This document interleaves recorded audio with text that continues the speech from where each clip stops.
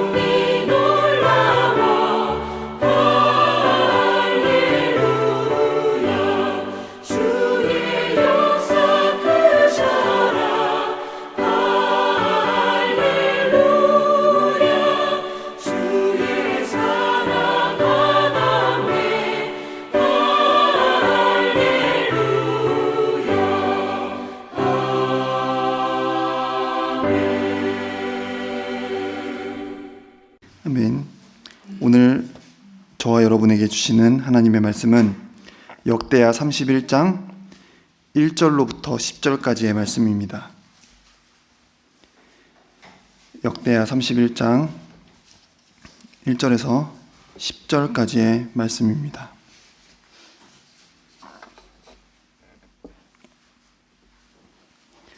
제가 읽어드리겠습니다. 함께 눈으로 보시겠습니다. 이 모든 일이 끝남에 거기에 있는 이스라엘 무리가 나가서 유다 여러 성읍에 이르러 주상들을 깨뜨리며 아세라 목상들을 찍으며 유다와 베냐민과 에브라임과 므낫세 온 땅에서 산당들과 제단들을 제거하여 없애고 이스라엘 모든 자손이 각각 자기들의 본성 기업으로 돌아갔더라. 히스기야가 제사장들과 레위 사람들의 반열을 정하고 그들의 반열에 따라 각각 그들의 직임을 행하게 하되 곧 제사장들과 레위 사람들에게 번제와 화목제를 드리며 여호와의 휘장문에서 섬기며 감사하며 찬송하게 하고 또 왕의 재산 중에서 얼마를 정하여 여호와의 율법에 기록된 대로 번제 곧 아침과 저녁의 번제와 안식일과 초하루와 절기의 번제에 쓰게 하고 또 예루살렘에 사는 백성을 명령하여 제사장들과 레위 사람들 몫에 음식을 주어 그들에게 여호와의 율법을 힘쓰게 하라 하니라. 왕의 명령이 내리자 곧 이스라엘 자손이 곡식과 포도주와 기름과 꿀과 밭의 모든 소산의 첫 열매들을 풍성히 드렸고 또 모든 것의 11조를 많이 가져왔으며 유다 여러 성읍에 사는 이스라엘과 유다 자손들도 소와 양의 11조를 가져왔고 또 그들의 하나님 여호와께 구별하여 드릴 성물의 11조를 가져왔으며 그것을 쌓아 여러 더미를 이루었는데 셋째 달에 그 더미들을 쌓기 시작하여 일곱째 달에 마친지라. 히스기야와 방백들이 와서 쌓인 더미들을 보고 여호와를 송축하고 그의 백성 이스라엘을 위하여 축복하니라. 히스기야가 그 더미들에 대하여 제사장들과 레위 사람들에게 물으니 사독의 족속 대제사장 아사랴가 그에게 대답하여 이르되 백성이 예물을 여호와의 전에 드리기 시작함으로부터 우리가 만족하게 먹었으나 남은 것이 많으니 이는 여호와께서 그의 백성에게 복을 주셨습니다. 그 남은 것이 이렇게 많이 쌓였나이다. 아멘. 사랑하는 여러분, 지난밤도 평안히 주무셨습니까? 오늘도 하나님 보시기에 합하고 정직하고 진실한 삶을 사는 우리 모두가 되기를 원합니다.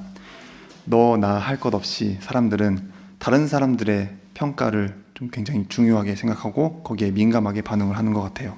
그리고 그 판단에 따라서 행동을 하는 경우가 굉장히 많이 있는 것 같습니다. 즉 다른 사람이 바라보는, 평가하는, 좋아하는 나의 삶을 살아가는 것입니다. 그 판단은 둘 중에 하나겠죠. 좋거나 안 좋거나, 긍정 아니면 부정, 찬성 아니면 반대, 칭찬 아니면 비난, 둘 중에 하나일 것입니다. 의미는 정반대이지만 평가라는 점에서는 동일한 것입니다. 근데 다른 사람의 판단이나 평가에 좌우되는 삶은, 그런 삶을 산다고 하는 것은 곧 그것의 지배를 받는 삶을 산다는 것입니다. 근데 이 평가는 세 종류가 있을 것 같아요. 하나는 다른 사람이 나를 바라보는 것에 대한 평가, 하나는 내가 나를 스스로 어떻게 생각하는가 하는 평가, 또 하나는 하나님께서는 그러면 나를 어떻게 바라보시는가 하는 평가가 있을 것입니다. 우리는 이 세 가지 중에서 어떤 평가에 민감하게 반응하고 있을까요? 지금 역대기를 쭉 살펴보았는데 왕들도 하나님께서 보시기에 정직하게 행했는지 혹은 악하게 행했는지 그렇게 평가를 받았습니다. 성경을 보면 우리의 신앙생활에도 역시 그에 맞는 평가가 따른다는 것을 우리가 알 수가 있습니다. 근데 하나님께서는 그 평가를 하실 때 굉장히 냉정하게 그리고 정확하게 판단하신다는 것을 우리가 볼 수가 있습니다. 이 사실을 우리가 잊지 않아야 하겠습니다. 오늘 우리가 살펴본 히스기야도 하나님께 평가를 받게 되는데요. 그는 매우 그래도 높은 점수를 받은 것 같아요. 열왕기하 18장 3절을 보면 히스기야가 그의 조상 다윗의 모든 행위와 같이 여호와 보시기에 정직하게 행하여 라고 말씀했습니다. 그리고 이어서 5절을 보면 이렇게 말씀합니다. 히스기야가 이스라엘 하나님 여호와를 의지하였는데 그의 전후 유다 여러 왕 중에 그러한 자가 없었으니 이렇게 말씀하고 있습니다. 그러니까 요즘처럼 굳이 점수를 준다고 하면 굉장히 후한 점수를 받은 거겠죠. 우리는 어떨까요? 하나님께서 우리에게 어느 정도 점수를 주실 것 같습니까? 또 혹은 어느 정도의 점수를 받기를 원하십니까? 히스기야가 과연 어떻게 했기에 이렇게 하나님께 높은 점수를 받을 수가 있었을까요? 말씀으로 한번 들어가 보겠습니다. 그리고 우리의 신앙생활을 위한 교훈도 한번 함께 살펴보도록 하겠습니다.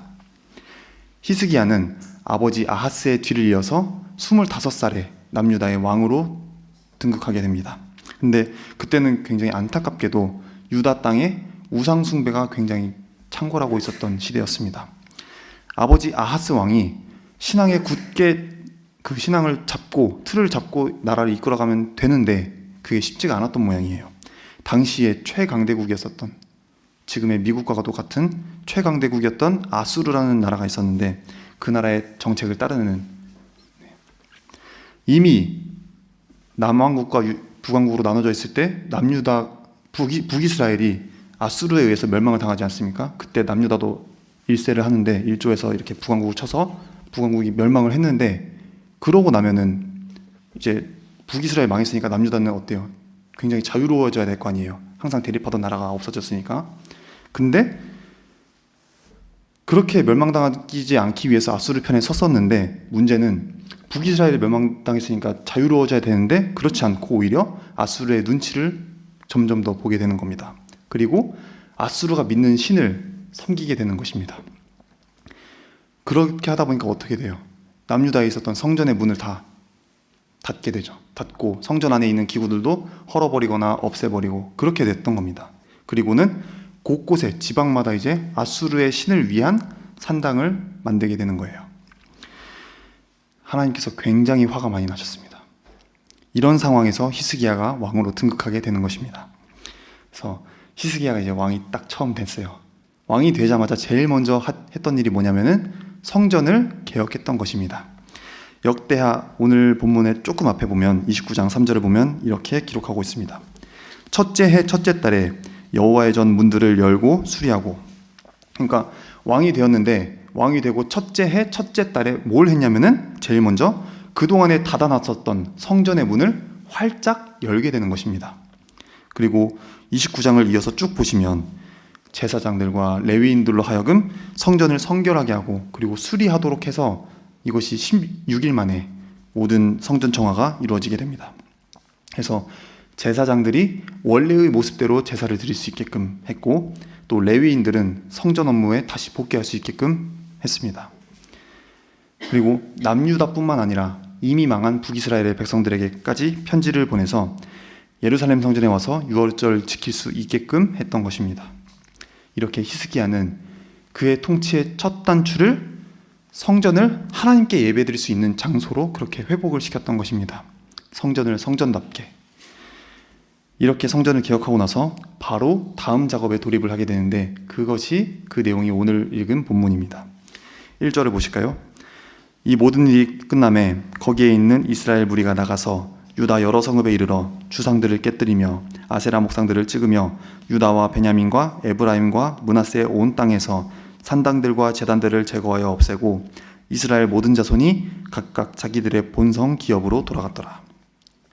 이제 아수르의 눈치를 보느라 나라 곳곳에 구석구석에 만들어 놓았었던 이방 산당을 다 없앴다는 것입니다. 하나님이 아닌 다른 것들에 예배하던 그 관행을 철저하게 뿌리 뽑겠다는 것입니다. 예배를 예배답게 회복시키겠다는 것이죠. 오직 하나님께만 예배할 수 있도록 바꾼 것입니다. 이것은 이제 왕이 됐으니까 뭔가는 보여줘야겠다 해서 어떤 정치적인 의도를 갖고 그렇게 행한 것이 아니었습니다. 성전이 성전되도록, 그리고 예배가 되도록 계속해서 최선의 노력을 다했던 것입니다. 왕이니까 당연히 쉽게 할 수 있는 일 아니겠습니까? 한마디만 하면, 지금도 대통령의 한마디면은 굉장한 파워가 있는데 저 옛날 수천 년 전 왕의 한마디면은 그냥 하는 일 아니겠습니까?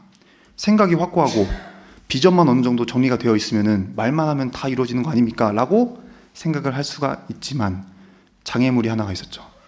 아수르라고 하는 당시 세계 최강대국 바로 옆에서 계속 끊임없이 우리를 괴롭히는, 이렇게 정책을 펴라, 이렇게 만들어라 했는데 말을 안 들으면 우리는 우리가 알아서 할게 이렇게 하면 군대 동원해서 쑥대밭을 만들어버리고, 그렇게 있던 시기에 그 형편 속에서 히스기야가 이 개혁을 강행했던 것이었습니다. 제사장과 레위인들의 질서를 확립했던 히스기야는 그들의 생활을 위해서, 이제 제사장들과 레위인들은 투잡을 못 뛰잖아요. 그 일만 해야 되니까 먹고 살 길이 없으니까 이 사람들을 위해서 백성들이 알아서 이제 곡식들, 먹을 것들을 바쳐주십시오, 이렇게 명령을 내렸습니다. 그리고 자신이 먼저 본을 보여요. 그래서 자기가 가진 재산의 일부를 먼저 드림으로써 재단의 유지와 후원을 위해서 그렇게 충당을 하게 됩니다. 3절 말씀 한번 보실까요? 3절 한번 같이 읽어보실까요? 시작. 또 왕의 재산 중에서 얼마를 정하여 여호와의 율법에 기록된 대로 번제 곧 아침과 저녁의 번제와 안식일과 초하루와 절기의 번제에 쓰게 하고. 네, 아멘. 백성들한테는 매일 드릴 번제가 있고 그리고 안식일과 초하루, 즉 월삭, 그리고 절기 때마다 제물을 바치는 그런 책임이 있었습니다. 근데 히스기야는 백성들한테 그 짐을 지우려고 보다 그에 앞서서 자기가 먼저 솔선수범해서 이 제물을 위해서 바쳤다는 것입니다. 그가 하나님께 영광을 드리는 것과 또 백성들의 뭔가 삶을 편리를 모두 고려했다고 하는 것은 굉장히 너그럽고 경건한 행위였을 것입니다. 그냥 백성들한테 이거 해 저거 해 라고 한 게 아니라, 명령만 하고 강요만 한 게 아니라 자기부터 먼저 솔선수범해서 본을 보였던 것입니다. 그래서 나라에서도 높은 자리에 있는 사람들이 백성들의 믿음을 더욱더 북돋아 줄 수 있고, 그리고 격려하기 위해서 먼저 내어주는 것, 작은 것이라도 사랑의 마음이라도 이렇게 내어주는 것이 자기들한테도 최상의 이익이 된다는 것을 알아야 하겠습니다. 이어서 4절을 보시겠습니다. 또 예루살렘에 사는 백성을 명령하여 제사장들과 레위 사람들 몫에 음식을 주어 그들에게 여호와의 율법을 힘쓰게 하라 하니라. 히스기야의 명령은 처음부터 유다의 모든 백성들에게 내린 게 아니었습니다. 가장 가까이에 있는, 성전에서 가장 가까이에 있는 예루살렘 사람들에게 명령했습니다. 그들을 위해서 먼저 제단을 위해서 바칠 수 있게끔 했습니다.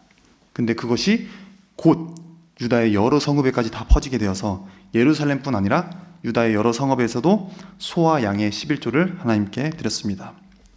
그렇게 그들은 율법대로 제사장들과 레위인들에게 그들의 몫을 신중하게 바치게 됩니다. 이것은 이런 관례라고 할까요? 문화라고 할까요? 이것은 오랫동안 소홀하게 다뤄졌던 겁니다. 사람들의 기억에서도 희미하게 잊혀져 가기도 했고, 사람들이 이 일을 그렇게 중요하게 생각하지 않았던, 일종의 무시를 했었던 일이었습니다. 그러나 히스기야가 이렇게 함으로 인해서 이 성전 일을 올바로 행할 수 있도록 요청할 수가 있었던 겁니다. 그가 제사장들과 레위인들에게 배당의 몫을 주는 제도를 회복시켰던 것은, 복귀시킨 목적은 그들로 하여금 하나님의 일을 힘써서 율법을 연구하게 하고 그들의 의무를 잘 이행할 수 있도록 돕기 위함이었던 겁니다.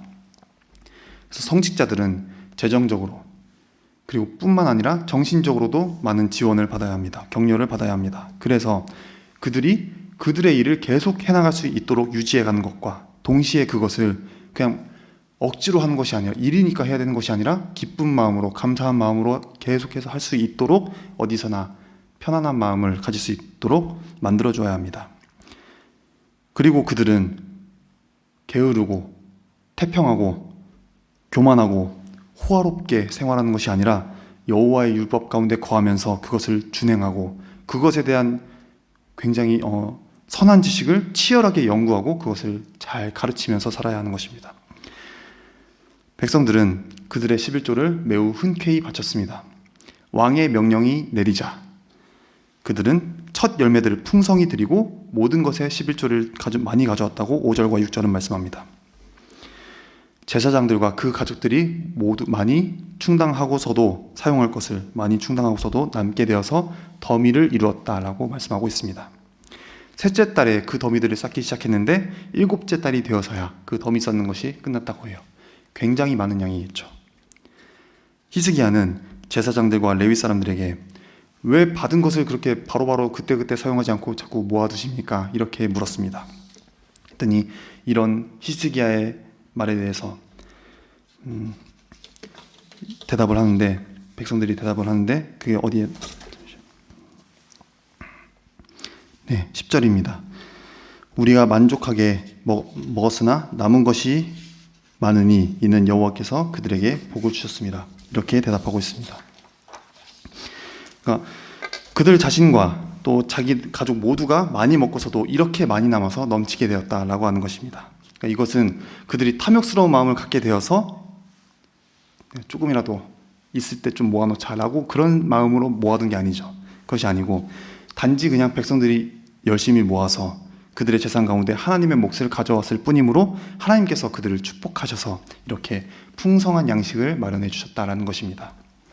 10절에 보니까 백성이 예물을 여호와의 전에 드리기 시작함으로부터 우리가 만족하게 먹었으나 남은 것이 많으니 이는 여호와께서 그의 백성에게 복을 주셨습니다. 8절도 한번 보실까요? 히스기야와 방백들이 와서 쌓인 더미들을 보고 여호와를 송축하고 그의 백성 이스라엘을 위하여 축복하니라. 왕과 방백들은 이 사실을 시인했습니다. 그들은 그들에게 가져올 만한 것을 주신 하나님의 섭리와 기쁜 마음으로 그것을 바칠 수 있도록 해주신 선하신 은총을 하나님께 감사를 드렸던 겁니다. 그리고 그들은 또한 백성들을 축복했습니다. 즉 그들은 백성들이 이제 성의 있게 바치는 것을 칭찬했을 뿐 그들이 이전에 이것을 등한히 했던 것, 거기에 대해서 책망하지 않았습니다. 지금까지 뭐 하고 있었냐? 꼭 내가 명령해야만 하는 거냐? 이렇게 하지 않았다는 겁니다. 그들이 최근에 즐거운 유월절을 지내는 동안 하나님의 예배의식의 기쁨을 맛본 이래로 성전의식을 유지할 수 있는 풍성한 축복이 내렸다고 하는 것은 주목할 만한 일입니다. 이런 히스기야의 행동에 대해서 하나님께서 바로 응답하셨습니다. 역대하 31장 20절 21절은 이렇게 기록하고 있습니다. 히스기야가 온 유다에 이같이 행하되 그의 하나님 여호와 보시기에 선과 정의와 진실함으로 행하였으니 그가 행하는 모든 일 곧 하나님의 전에 수종드는 일에나 율법에나 계명에나 그의 하나님을 찾고 한 마음으로 행하여 형통하였더라. 하나님께서 기뻐하셨고 하나님께서 그와 함께 하심으로써 형통하게 되었다라고 하는 말씀입니다. 하나님은 히스기야를 선과 정의와 진실함을 행한 종으로 평가하셨습니다. 국가가 엄청난 위기 가운데 있었지만 그 위기 앞에 있었지만 예배의 회복을 위해서 과감하게 개혁을 했었던 것입니다. 그렇습니다. 하나님께 좋은 평가를 받기 위해서는 먼저 예배를 잘 회복해야 하는 것입니다. 힘들고 어려운 상황 속에서도 예배의 본질을 잃지 않아야 하는 것입니다. 그 속에서도 예배드리는 일에 최선을 다해야 하는 것입니다. 늘 예배를 예배답게 지켜가는 사람, 하나님께서 그들을 기뻐하십니다. 그래서 우리가 평상시에 예배를 잘 드려야 하겠습니다. 하나님께서 주목해 보고 계시고 또 좋은 평가를 내리실 것입니다.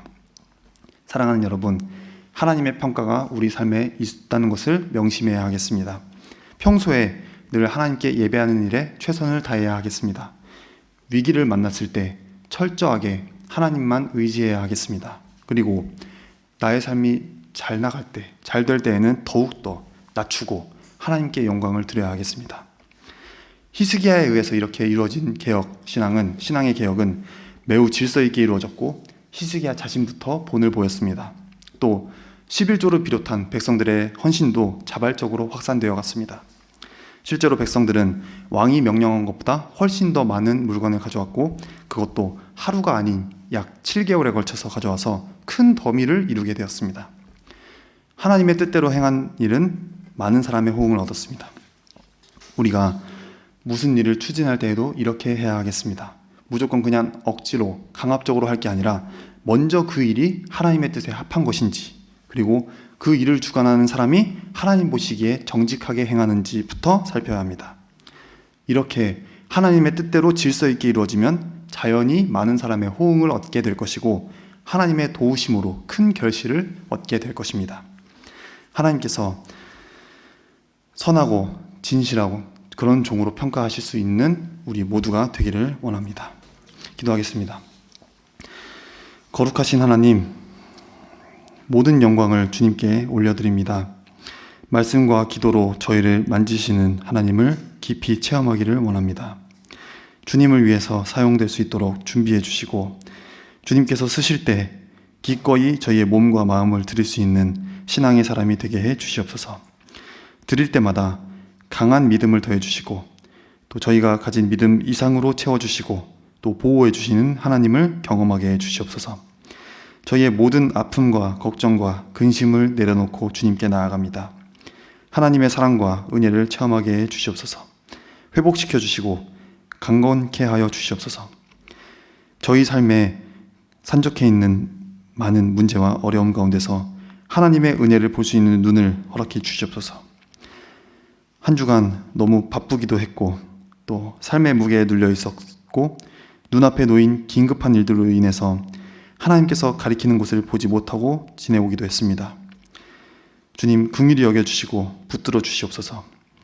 생명의 강같이 흐르는 생수를 경험하게 해주시고 나를 힘들게 하는 것들로부터 모든 것을 가슴으로 끌어안고 진심으로 사랑하기에 부족함이 없는 큰 그릇으로 저희를 빚어주시옵소서.